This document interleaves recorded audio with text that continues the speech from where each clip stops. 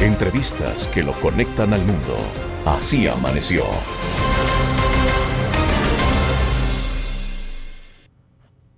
Son las 9 de la mañana con 22 minutos en todo el territorio continental ecuatoriano y a esta hora tenemos al doctor Manuel Muñiz, él es abogado español, profesor de Relaciones Internacionales de la Universidad y decano de su Escuela de Asuntos Públicos y Globales.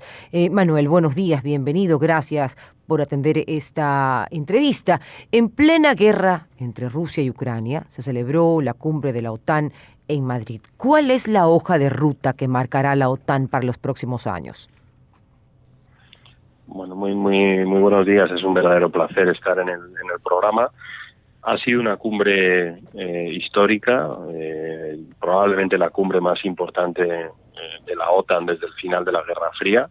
El planteamiento central ha sido la respuesta a la invasión de Ucrania por parte de Rusia y la conclusión evidente de la cumbre en ese dossier ha sido reforzar la presencia de la OTAN en Europa del Este y en los países bálticos, reforzarla materialmente con un despliegue mayor de fuerzas y más permanente, elevando las fuerzas en alerta y con capacidad de desplazamiento rápido a la región hasta 400.000 soldados, la entrada de Finlandia y de Suecia en la alianza, que por cierto ya han rubricado los documentos de adhesión, ahora ya se inicia el proceso de ratificación de su entrada en la alianza. Por lo tanto, un cambio muy importante en la postura y en la proyección de la alianza en Europa del Este. Abogado, esta reunión se da después o durante la crisis más grave desde la creación de la Organización del Tratado del Atlántico Norte, también conocida como OTAN, que es una alianza militar intergubernamental que se rige por el Tratado del Atlántico Norte o Tratado de Washington, que fue firmado el 4 de abril de 1949. Escuchamos muchos discursos de apoyo a Ucrania, pero este es solo un respaldo, porque la OTAN no puede actuar en ese país. ¿Qué acciones concretas puede realizar la OTAN para que este apoyo no se quede solamente en palabras? Bueno, la OTAN en efecto no está en guerra con Rusia. En estos momentos hay una guerra entre Ucrania y Rusia y la OTAN y sus aliados están apoyando a Ucrania porque Ucrania se está defendiendo de un ataque injustificado, ilegal a todas luces, contrario al derecho internacional, es una violación de su soberanía y de su integridad territorial y se están haciendo muchas cosas. La OTAN en estos momentos y desde hace bastante tiempo está prestando apoyo a las fuerzas militares ucranianas a través de programas de entrenamiento y de otros ejercicios compartidos. De hecho, hay una parte de las Fuerzas Armadas ucranianas, una parte no menor, que tiene ya un nivel y una calidad equiparable al del resto de Fuerzas Armadas de la Alianza Atlántica.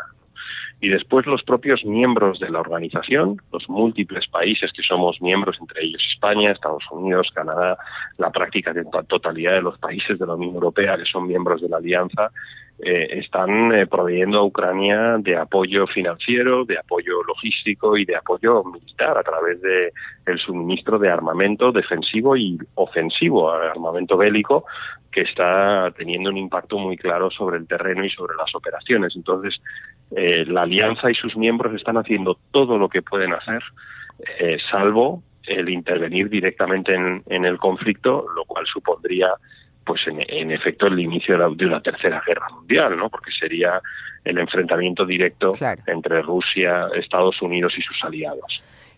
Abogado, vimos que durante la cumbre de Madrid o la reunión de Madrid que la OTAN aceptó la inclusión de Suecia y de Finlandia. ¿Por qué no aceptó el pedido de Ucrania de ingresar a la organización? Bueno, el proceso de adhesión es un proceso complejo. El entrar en la alianza supone que todos los miembros de la organización asumen un compromiso de defensa de los nuevos aliados. Todos asumen un compromiso de defensa común que está reflejado en el artículo 5 del Tratado de la Alianza. Y por lo tanto son compromisos muy serios. De hecho, en el caso de Finlandia, y por eso es trascendental en parte la entrada de Finlandia, su adhesión a la alianza supone incorporar 1.300 kilómetros de frontera nueva con Rusia, ¿no? Y eso significa que son 1.300 kilómetros que hay que defender, ¿no?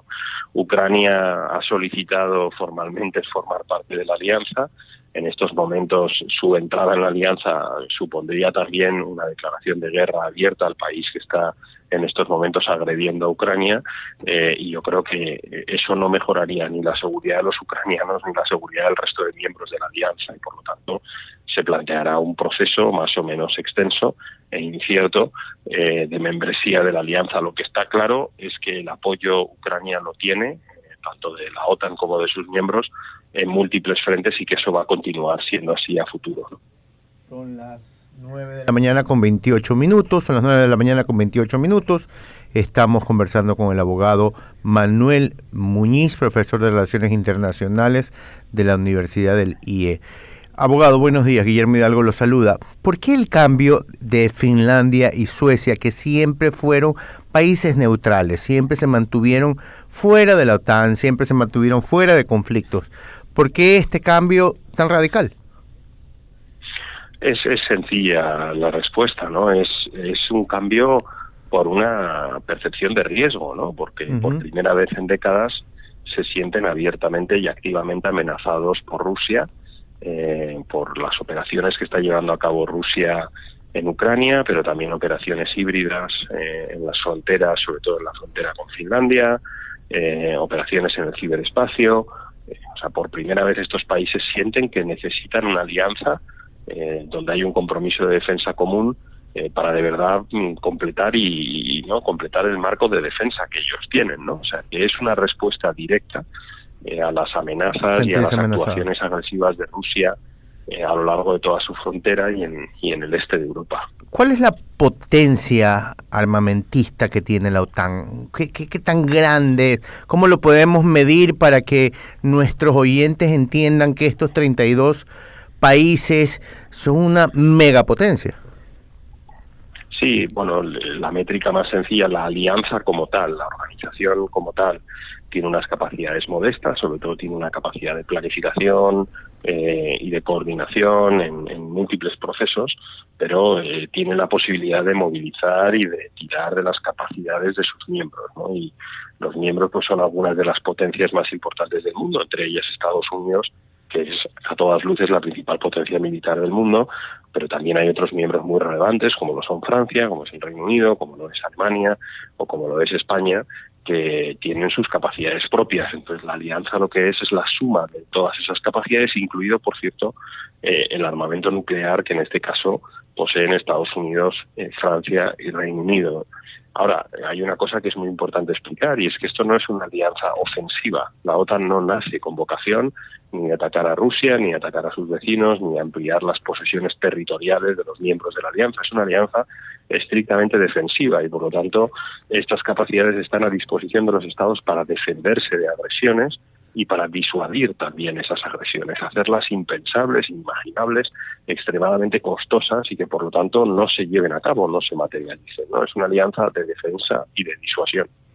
Una alianza de defensa y de disuasión. Sin embargo, yo recuerdo, abogado, que Vladimir Putin o amenazó directamente a Finlandia y le dijo: cuidado se te ocurre ingresar a la OTAN, cuidado.